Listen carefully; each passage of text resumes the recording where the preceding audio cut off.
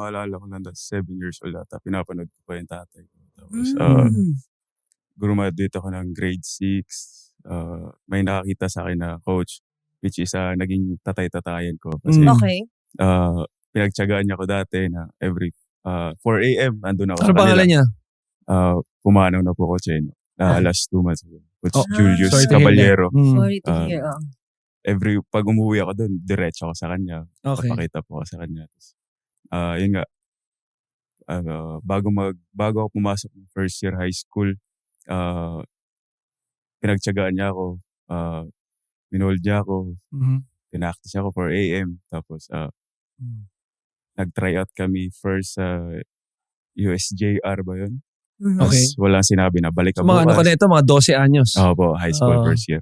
Tapos may isang school na hindi ko po alam na pinuntahan po namin, nag-try out kami. Malaking school din pa pala yun. UC. Tapos wala rin po sinabi na balik ka bukas, ganito, ganyan. Sa kinabukasan po, pumunta kami UV. Hindi ko rin po alam kung ano yung school po yun. Sikat din po pala yun. Okay. Tapos nag-try out kami doon. Kinausap ko nung coach na Sino coach siya rito? Jay Marcanoy. Okay. Kilala mo.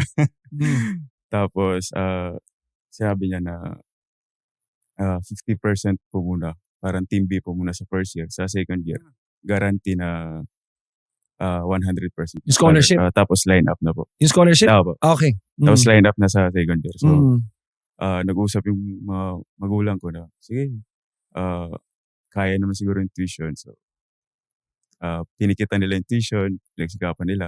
So, ako as anak, di ko sinayang yung pag-hard work nila, yung inaano nila. Panganay ka ba? Opo. Okay. Ilan kayo? 2 lang po. Dalawa.